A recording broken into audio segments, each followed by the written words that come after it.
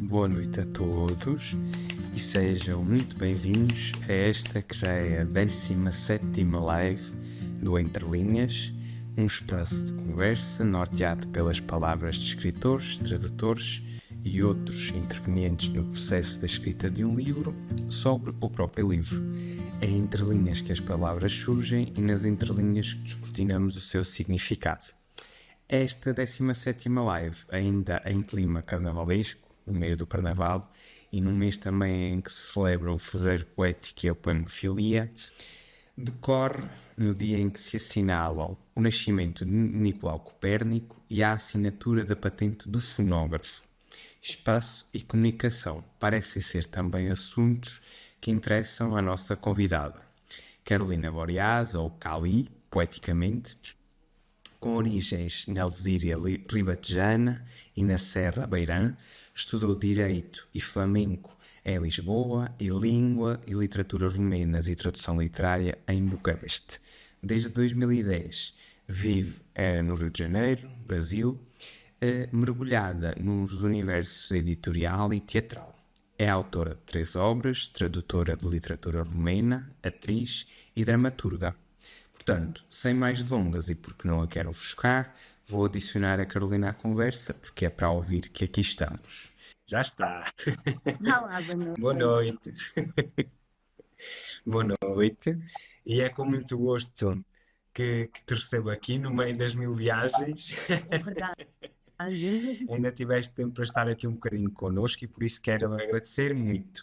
E antes de mais, gostava de fazer uma pergunta. Carolina ou Cali? Cali. Ok. E agora, ainda para quebrar o gelo, eu vou só ler uma parte de um poema que eu aqui marquei, que é para depois começarmos então a falar sobre o livro, está bem? Só aqui encontrar. Está aqui. Mas e quando duas pessoas estão cada uma em seu canto, apenas pensando uma na outra, aí acontece o fenómeno buraco negro, onde o tempo para e o espaço rara. Nem existes, nem desapareces. Insistes. Pronto, isto foi uma parte de um poema que eu aqui separei, porque falou comigo, é como eu costumo dizer.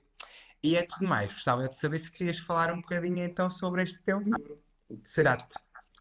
Sim, claro. Antes de avançarmos para as perguntas. Será o meu segundo livro na trajetória de livros. Uhum. Esta é a edição portuguesa, ele tem também a edição brasileira, Exato. que saiu em 2020, ali no início da pandemia. Caos e Letras, editora brasileira de Belo Horizonte, e o Tesserato português aqui pela Guerra e Paz. Saiu agora em janeiro. Fiz o lançamento em Lisboa e estou a caminho de Viseu e do Porto para mais lançamentos no dia 26 e 27. Pronto, se calhar apresento o livro fisicamente primeiro, porque eu acho que é muito importante. Tem este livro dentro do livro, que são este montinho de páginas pretas, tanto numa edição quanto na outra. Porquê? Porque Tesserato é uma figura geométrica, né, que pode ser um pouco obscuro para algumas pessoas. Este é o desenho possível aqui na nossa 3D, mas é uma figura geométrica quadridimensional, né, que nos remete a uma existência de uma quarta dimensão, que é, assim, simplisticamente, digamos, um cubo dentro de um cubo, mas não significa que o cubo de dentro seja menor que o de fora. Isto é só como nós estamos a ver, isto está sempre em movimento. E eu fiquei fascinada por esta palavra, pela imagem do Tesserato em movimento, e isso coincidiu com eu até conto isso no intento do livro, que é como se fosse um prólogo do livro. Eu estava a decolar para vir para Portugal, estava no Rio, vinha para Portugal lançar o meu primeiro, e tive um instante de amplificação, alguma coisa que eu não sabia explicar, aqueles momentos em que tu entras realmente em algo maior do que tu, né? Que há alguma dimensão maior do que este eu consciente. E eu, para tentar para tentar, enfim, colocar alguma ordem naquilo, comecei a escrever durante todo o voo e nasceu o poema de Tesserato, que é, acho que é o poema mais doido que eu já escrevi, é o poema que até hoje eu fico a olhar para ele e que é isto.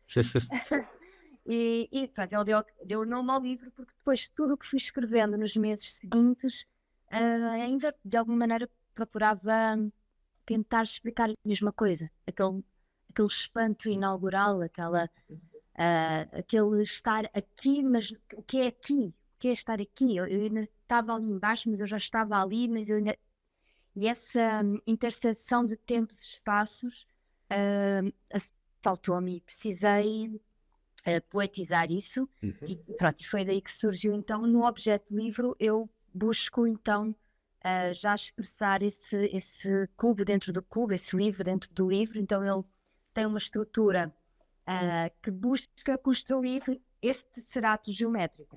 Então ele é composto de poemas, há sempre um poema longo, depois um poema muito curto e depois um outro mais curto ainda, aqui eu chamo os lugares íntimos, e o outro também curto é o vértice. E os longos é como se fossem as linhas, é como se realmente estivesse a construir esse hipercubo.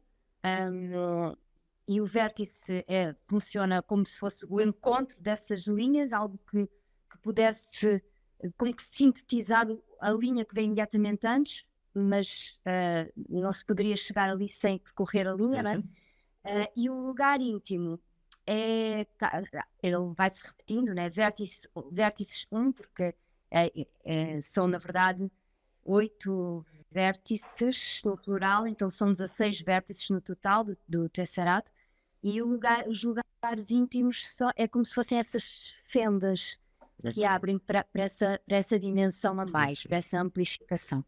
Portanto, essa é a estrutura dele, ele vai seguindo essa estrutura nas páginas brancas e depois entra nas pretas, que já é uma outra coisa, são poemas até mais em prosa, digamos assim, formalmente, a maioria, mas isso, pronto, para mim é questionável se quer ser prosa, o que é poesia, apenas olhando para a forma.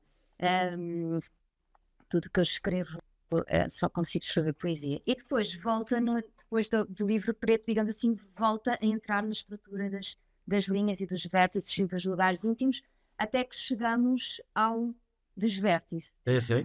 Acabamos por o livro acaba por se autodestruir em busca da curva, porque estamos ainda dentro de algo que é reto, não é? E a busca do Tesserato é por essa curva que acaba por...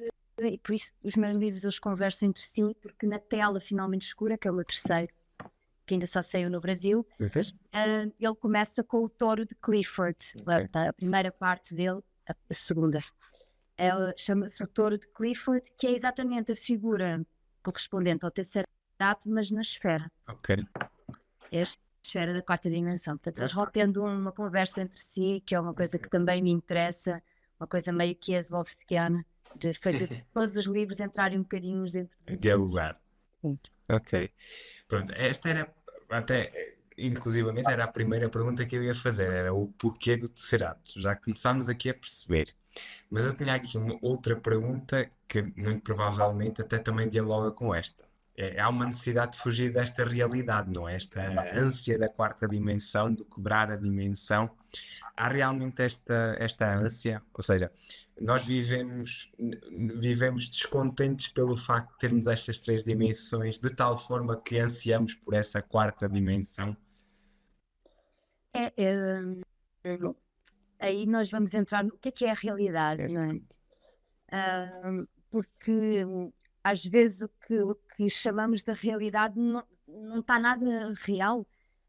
Então o fugir talvez possa ser, na verdade, entrar na realidade. Porque assim, há muita morte que se espalha pela vida, né? E há muitas situações em que o nosso humano fica esmagado, fica encurralado por aquilo que se chama de realidade. E E eu acredito na arte e na poesia como algo muito útil, não, nada inútil, como às vezes se defende, até como elogio. Não, eu acredito que é muito útil, o ser humano inventou isso porque isso tem uma utilidade e é esta, é de nos exatamente salvar dessa morte, dessa morte do humano. É Que na como se fosse nossa... uma prisão. Sim, porque de certa maneira nós, Homo sapiens, fomos construindo Eu fui. ao longo de muito tempo uma pequena loucura, uma pequena, tudo é muito inventado. Se olhares, não, até um poema do Tesserato, acho que é um dos vértices, que diz: vivemos numa descrição do mundo, não no mundo. Então, para mim, o Tesserato não é uma fuga ao mundo, e sim uma entrada no mundo. É uma fuga, é essa coisa que é só uma descrição do mundo. Que pode ser chamada de realidade, mas que às vezes não tem nada de real para o ser humano. E então, é isso, no fundo, uma forma de me salvar. Por exemplo, acho que às vezes com um exemplo a gente percebe melhor. Uma vez lá no Rio de Janeiro, agora há pouco tempo, eu precisava de ir a um lugar, tinha que chegar a um lugar mesmo, era tipo o dia seguinte era o último dia do prazo lá de uma cena, e eu tinha que chegar e aconteceu um daqueles dias de Rio de Janeiro, parou tudo, para o trânsito todo, e demorou 2 horas para chegar tipo, de um bairro ao outro, e quando cheguei estava fechado. E não só estava fechado, como não conseguia voltar para casa porque não havia mais carros, transportes, estava tudo parado, e eu era daqueles dias que nem tinha comido, nem tinha força para caminhar, para ir a pé, que é uma coisa que eu faço muito. Quer dizer, eu fiquei numa situação, e que imensa coisa, estava assim num período em que eu estava com imensa coisa para fazer em casa, estava na véspera de flip, de viagem, de imensa coisa, e eu estava ali, tipo, de repente, tipo, encurralada por essa realidade. Exato. E eu só me apetecia mandar-me para o chão e chorar. Pronto, e acabou o meu dia, acabou a minha vida, e mal dizer tudo. E no segundo seguinte veio, felizmente, o olhar poético. Pensei, não, eu vou adentrar isto aqui. O que é isto? Vou entender. Então, eu acho que nós nos salvamos das situações não resistindo a elas. Isso é que causa a sensação de fracasso e de cansaço, e sim adentrando-as. Então, eu entreguei-me ali à situação e comecei simplesmente a andar, e de repente olhei para o lado e tinha uma loja de açaí, entrei, comi o açaí mais bonito que tinha, portanto lá tinha dinheiro para fazer isso, podia não ter, e tinha que arranjar outra forma. Ganhei ali uma força, fiquei ali com o açaí a olhar para o caos da cidade, e quase como relaxei, pensei, bom, se a realidade me colocou aqui, eu vou fluir nisto, eu vou. E fui andando, depois ganhei força e fui caminhando 1h30 até em casa, e buscando na cidade algo que não fosse da cidade. Fui-me conectando a isso, ao vento que batia na folha, não sei o quê, e isso foi-me salvando. Quer dizer, eu ali não estava a fugir da realidade, eu estava, na verdade, a entrar na realidade, a entrar em algum tipo de lucidez e de bem-estar, porque a realidade era eu tirar-me para o chão e chorar. Portanto, e ali aconteceu poesia. Portanto, eu a partir dali até o meu novo livro é muito em torno disso, assim. Então, isso foi muito importante esse dia, uma coisa que poderia ser péssimo, um dia que tinha sido estragado, eu podia estar até hoje a mal fazer aquilo, e foi... Ok. E agora, ao ler aqui o livro, se vem à memória um verso do António Variações. O António Variações cantava: Só estou bem onde não estou. Escalpelizando a problemática do estar aqui, que é muita da problemática que é analisada aqui na poesia do Tesserato, conseguiste chegar a alguma conclusão? O que é o estar aqui? Quase como... não sei se com o livro ou se com a vida em si, mas vou percebendo que cada vez mais o estar aqui é conseguir estar alegre, conseguir entender a alegria que independe dos fatos, das situações, das tristezas que possamos estar a sentir, essa alegria que vem desse espanto, dessa curiosidade e dessa abertura para esse momento, por mais que haja contradições, obstáculos, como nesse exemplo que eu dei, de poder encontrar a senda da alegria ali, de estar vivo, essa pulsão de vida que no fundo vai salvar essa morte, esse fim, essa coisa que não tem mais para onde ir, que não nos dá mais nada, e há momentos assim.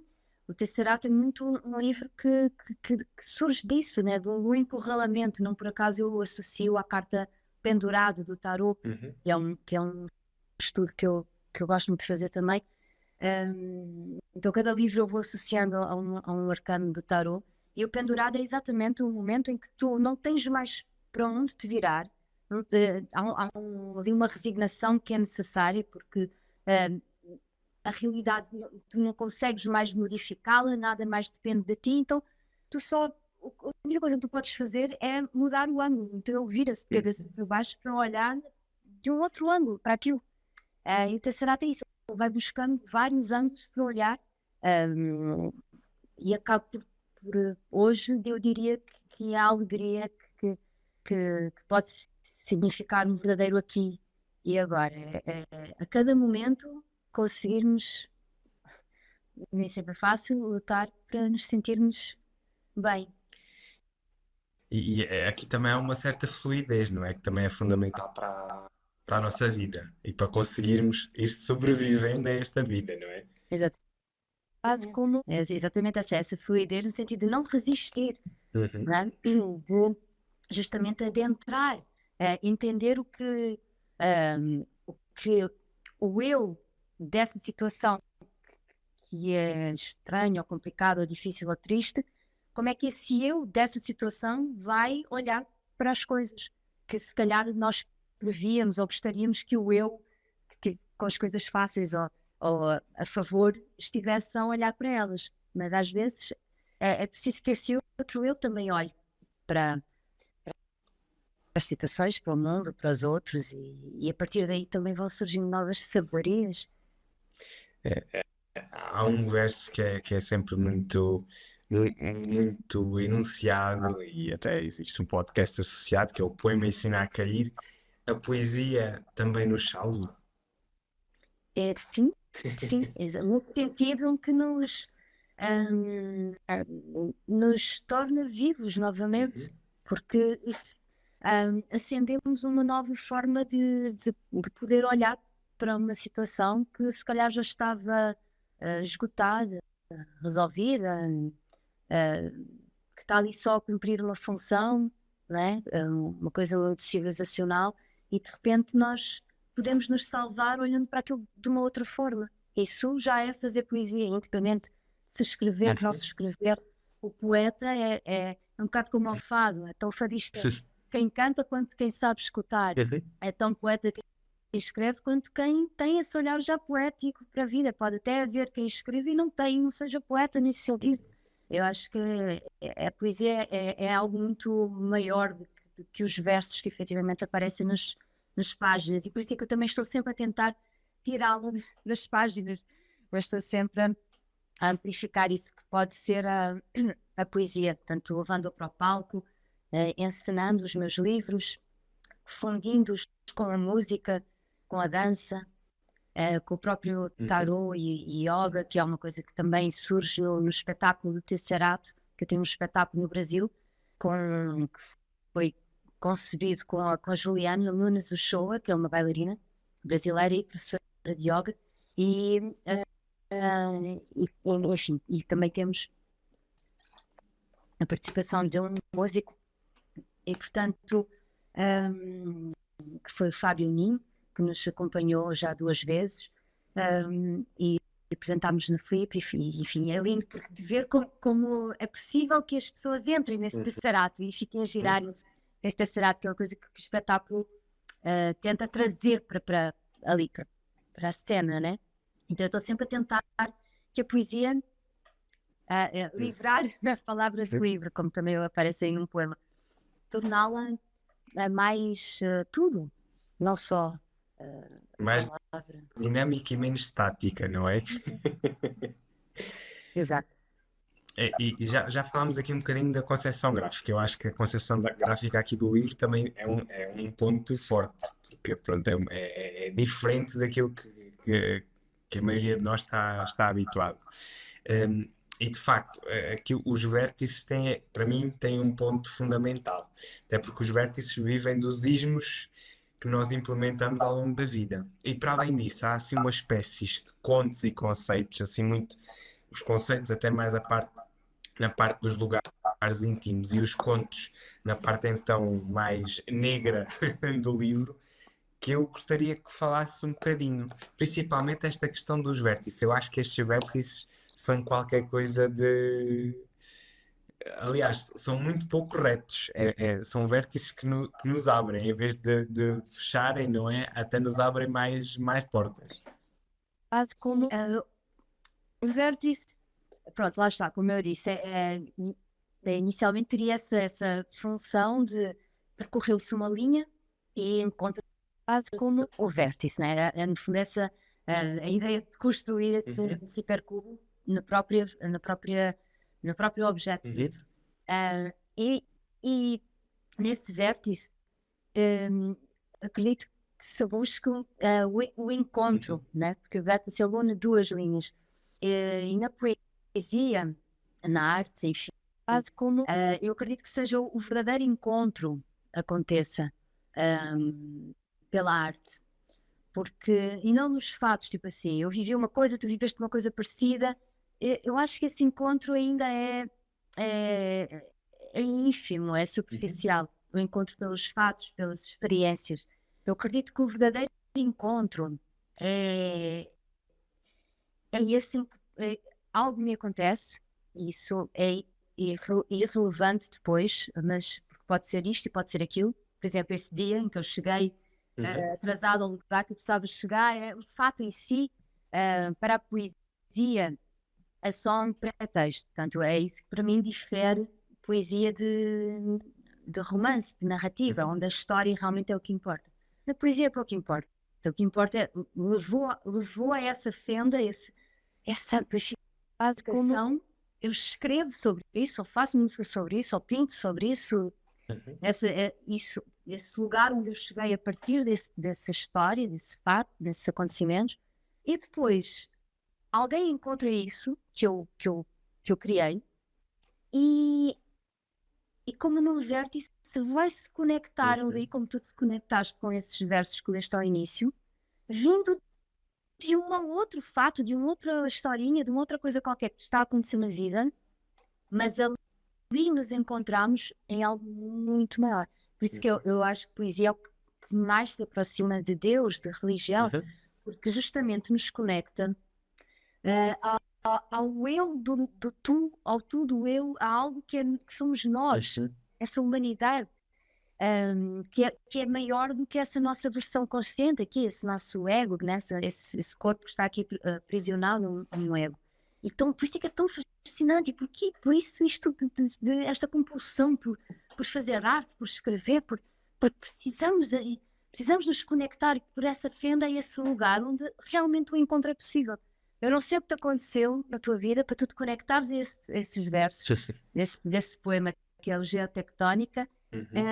Tu não sabes o que é que me levou a escrever isso, mas ambos sabemos exatamente que vértice é esse, que encontro é esse, que vem das nossas mais profundas solidões. Por incrível que pareça, é nessa profunda solidão, na minha e na tua, que o grande encontro, porque eu torno-me mais eu no tu tornas-te mais tu no eu, e aí há o grande encontro. E acho que as fronteiras batem-se. Deixa de ser só a nossa historinha, aquilo que nos aconteceu, deixamos de terminar em nós mesmos, que também é uma morte.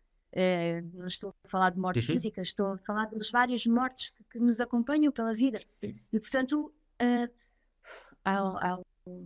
acho que o vértice é isso, é essa busca por essa, como se fosse uma tábua de salvação em que a gente se encontra ali duas energias, enfim. É pouco. E eu confesso que ao tentar escrevinhar algumas coisas, alguns dizeres, eu utilizo muitas fotografias como musa inspiradora. É uma das formas de escrever que eu utilizo. E de facto, também acabas por construir muita da tua produção a partir da memória imagética e de fotogramas. É também um dos utensílios que tu Sim, usas. sim.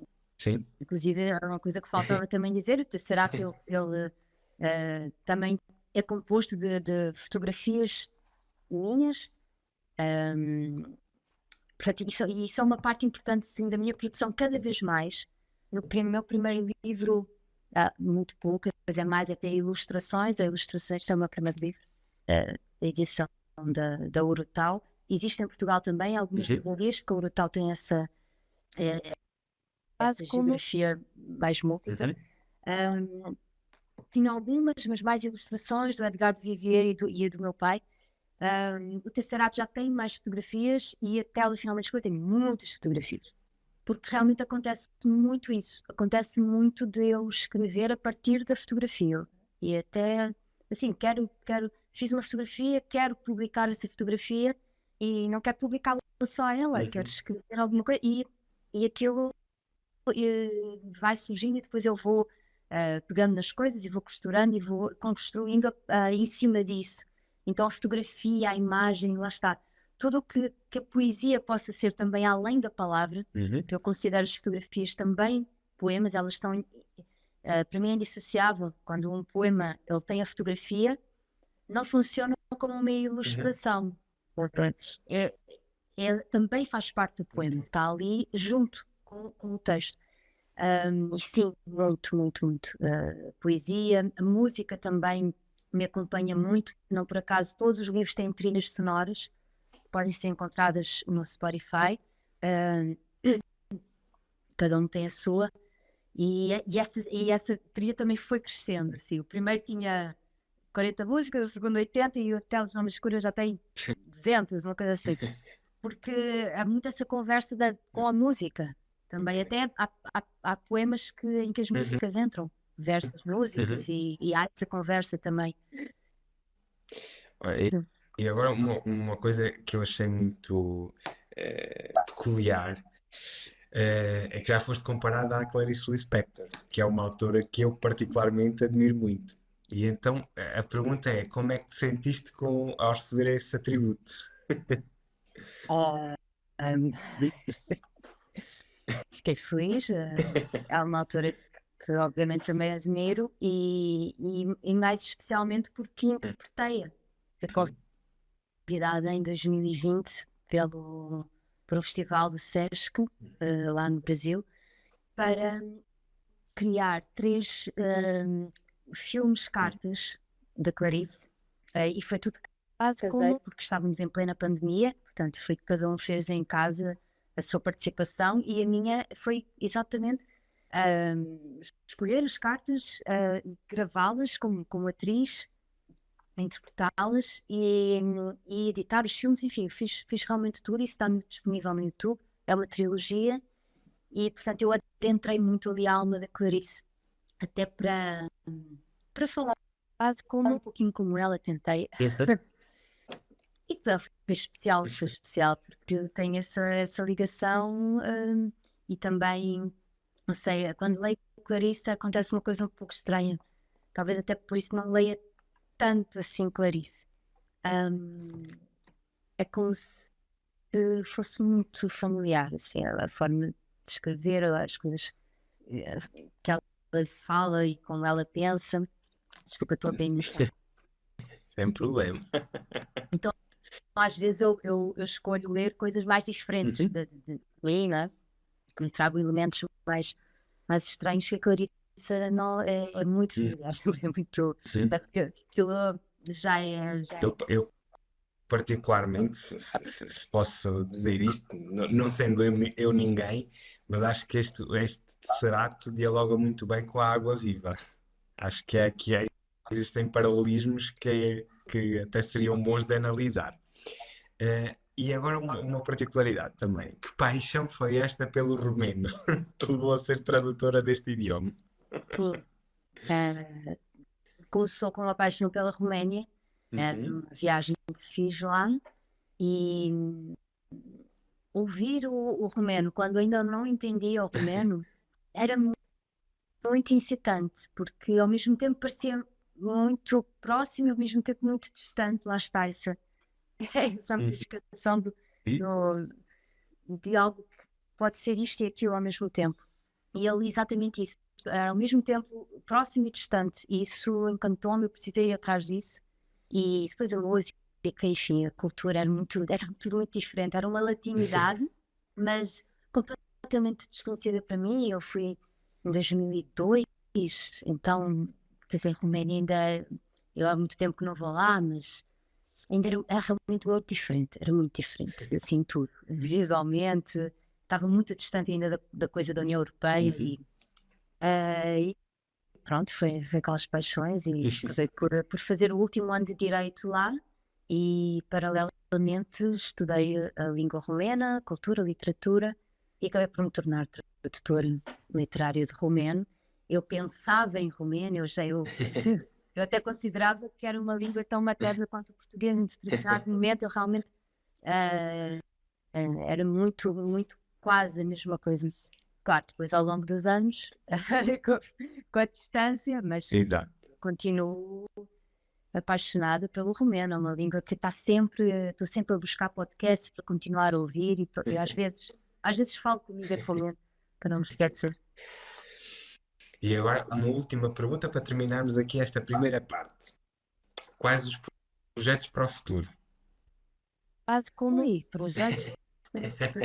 Lá está, o aqui estou sempre muito no aqui, não é? Tento, busco, mas tenho algumas coisas delineadas. Portanto, eu estou em Portugal, né? Estou Uhum. com essa turnê, digamos, de lançamento do terceiro ato, edição Guerra e Paz, mas tenho já um convite para apresentar o espetáculo Tesserato Jam Uhum. no Rio, Ok. num festival de autorias femininas. Portanto, isto ainda é uma coisa que está muito no início, esse convite e tal, ainda estamos a ver a data e tudo. Um, e quero fazer mais apresentações desse espetáculo, quero semear mais e em outras cidades e trazê-lo para Portugal. Isso é um projeto muito forte que estou a tentar aí em diversas frentes. Uhum. Tenho o meu quarto livro em andamento, claro, porque isso não para. E gostava de ter um período de escrevê-lo numa outra cidade que não o Rio, nem aqui em Portugal, ainda não sei qual, mas gostava que isso acontecesse, porque há coisas que eu preciso tirar novamente de um lugar estrangeiro, Uhum. de um lugar de estranheza, e o Rio já é muito casa, e Portugal, apesar de já ser um bocadinho mais estrangeiro do que antes de eu ir para o Brasil, também ainda é casa, né? Exato. E bom, acho que é isso por enquanto. E já é muito. Quase E como agora, começando aqui uma segunda parte, mais sobre ti. Eu queria saber, primeiro, como é que começou a paixão pelos livros? sim, olha, a paixão pelos livros começou com o meu avô. É uma figura maravilhosa. Ele, avô Manel, depois ele vai ver isto. Ele foi marinheiro Ok. a vida toda e tem uma particularidade que é desde pequenino, embora não tivesse nenhuma referência a nível familiar de leitura, os pais dele nem sequer sabiam escrever. Ele desde pequenino que trazia essa inquietação pelos livros e então por ele mesmo, de uma forma autodidata, ele foi lendo tudo o que lhe aparecia à frente. E depois, como foi para a Marinha, felizmente havia bibliotecas nos navios Uhum. e era lá que ele era sempre encontrado. Ele passava horas e horas a ler tudo, tudo, tudo. Portanto, ele é uma pessoa que sabe tudo de literatura, tudo de história, de cinema, quase como e desde pequeninos, a mim, ao meu irmão, enfim, ao meu primo, que ele nos levou muito para esse mundo dos livros e da poesia e da literatura. Então, pequenina, eu já estava a ler Eça de Queiroz e Guy de Maupassant, e, enfim. Portanto, ele foi-me pondo livros à frente sempre. E essa paixão por esse universo também. Por esse, ele criava-nos histórias de gnomos, e eu lembro-me que eu e o meu irmão acreditávamos profundamente na existência dos gnomos, dos duendes, até que um dia, sei lá, já devíamos, não sei que idade tínhamos, mas éramos bastante grandes para não acreditar, e ficámos a olhar um para o outro, mas será que não existe, não é? Nós queríamos acreditar, porque de tal forma como o meu avô nos trouxe esse mundo mágico. Então eu diria que surgiu, provavelmente eu já trazia isso também em mim, mas o meu avô muito bom para esse mundo da literatura e da poesia. Portanto, eu comecei a escrever muito pequena, assim que eu aprendi a ler, e eu comecei a escrever ainda antes de ir para a escola, não sei como, mas eu comecei logo a escrever poemas. E tinha um diário, escrevia, enfim, fui escrevendo sempre. Primeiro uma coisa assim, pronto, como respirar, eu escrevia, mas nunca pensava que ia publicar. Tenho esse sentido. Já, acho que é comum a muitos dos escritores. Provavelmente, sim. E agora aqui algo que já acabaste por revelar, mas eu vou passar a explicar o porquê desta pergunta.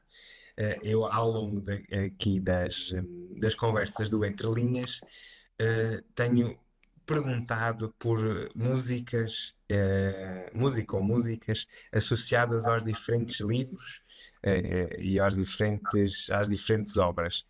Porquê? Porque eu estou a fazer também uma playlist no Spotify com todas as indicações. E então a pergunta agora que eu lanço é se existe alguma música, já sei que existe, portanto agora é sabermos quais músicas então associadas aqui ao processo de escrita do Tesserato.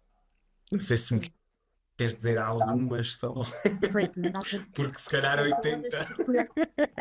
Vão ver na playlist no Spotify, acho que são 81 músicas.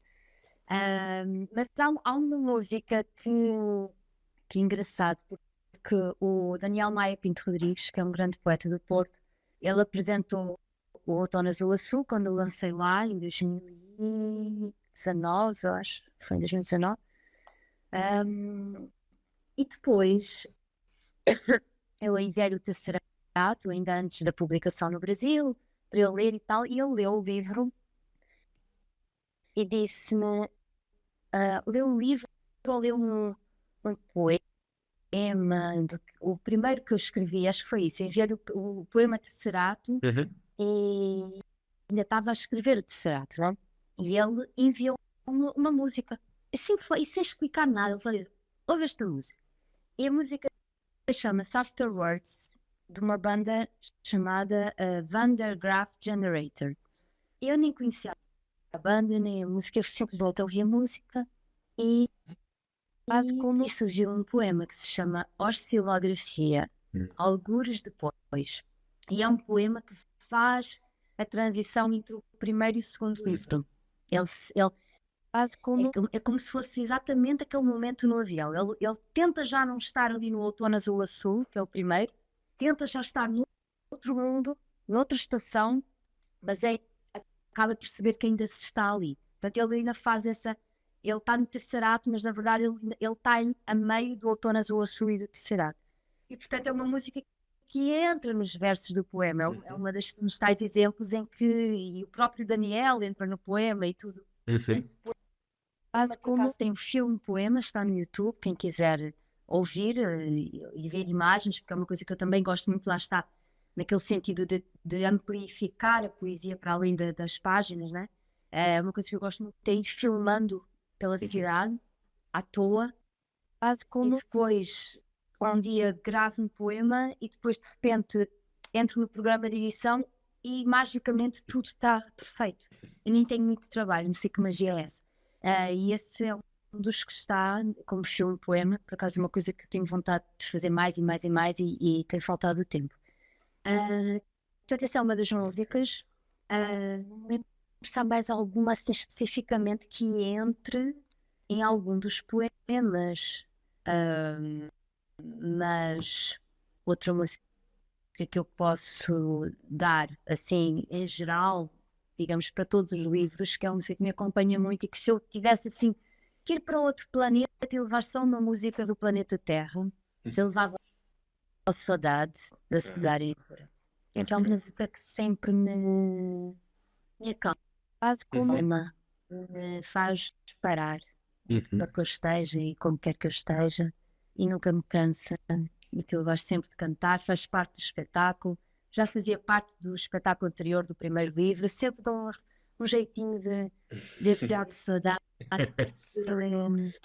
nesse caminho longe, fala de tanta coisa, traz tanta coisa fala uma fala tão simples, né, que essa música tem, mas a melodia transporta-me, é uma música que realmente abre essa fenda aí para algum lugar É um lugar íntimo, não é? E uma pergunta que pode ser um bocadinho ingrata ou ardilosa, que é como é que é encarar um papel em branco? quase como gozo. Eu adoro folhas em branco, adoro folhas. Atualmente eu escrevo mais em telas. Sim, que era uma coisa que lembro-me em determinado momento que eu não conseguia, só conseguia escrever se tivesse mesmo, até no Outono Azul Azul há um poema sobre isso, chama-se O Som Cinza, em que eu digo exatamente, naquela época ainda sentia isso, eu só conseguia escrever escutando o barulho do lápis a rasgar o papel, né? E depois ao longo do tempo quando dei por mim já não era nada disso, já se vejo-me escrever nas notas do telefone e tudo. Acho que o próprio poema já faz um pouco essa transição, já diz no final, já diz que eu já, enfim, se bem me lembro.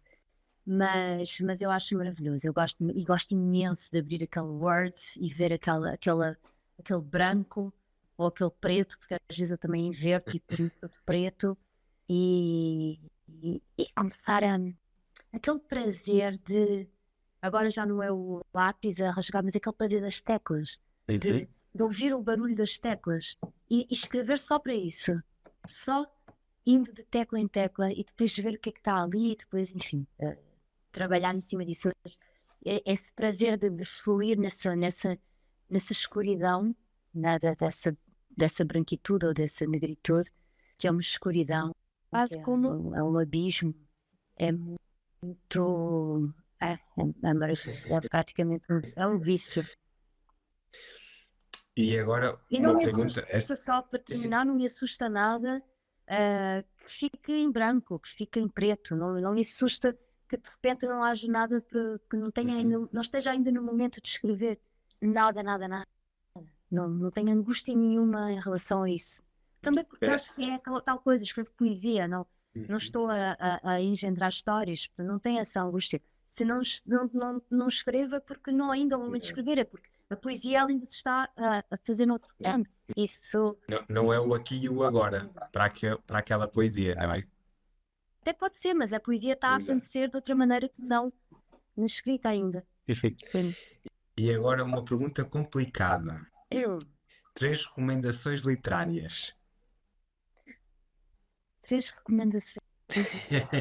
Olha, tenho um aqui que eu estou sempre a ler muita coisa ao mesmo tempo, mas agora estou assim um bocado entre de um lugar para o outro. Este é o Martin Buber, o livro chama-se Eu e Tu e, sério, este é maravilhoso. Este livro é a revolução, contra mim, para esta loucura toda desta realidade.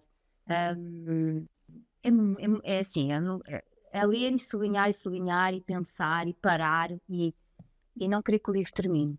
Eu gosto muito de ler coisas que não são propriamente literatura e inspiram-me muito.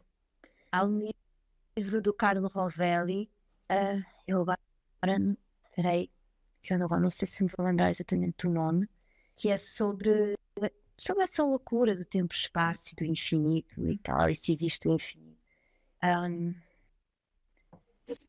Quase como. Eu vou conseguir aqui o nome. Quase como Carlo Rovelli. É um italiano. Eu acho que é este. A realidade não é o que parece. Acho que foi este que eu vi. Quase como. E outro, terceiro. Quase como. Eu acho que vou indicar qualquer um da Szymborska. É uma poetisa, uma poeta polaca. Que já morreu, mas que isso é muito boa. Eu sempre abro qualquer página dela e há sempre ali um lugarzinho para descansar. É quase tão um lugar íntimo como o Saudade da Cesárea Verde. Ai, da Cesárea Verde, da Cesárea Évora. Agora estava aqui já a fazer uma mistura. Exato. Sim, aquele lugar íntimo que é um lugar coletivo, que é o melhor lugar coletivo que pode haver. Esse encontro, esse morte, assim. Então, agora chegamos à última pergunta, que já muitos me disseram que é uma pergunta que é muito difícil de ser respondida, principalmente neste momento, que é, se a tua vida fosse um livro, qual seria o título? Quase como.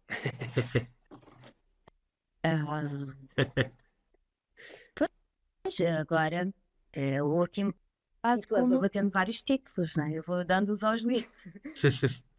Quando foi o Outono Azul Açul era o título da minha vida, era exatamente esse.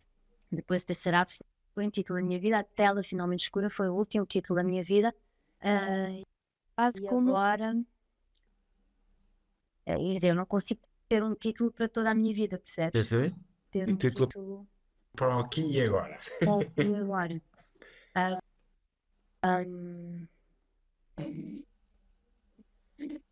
Talvez Fenda. Fenda. Ok. Muito bem. Amanhã será outro. Exato. Pronto.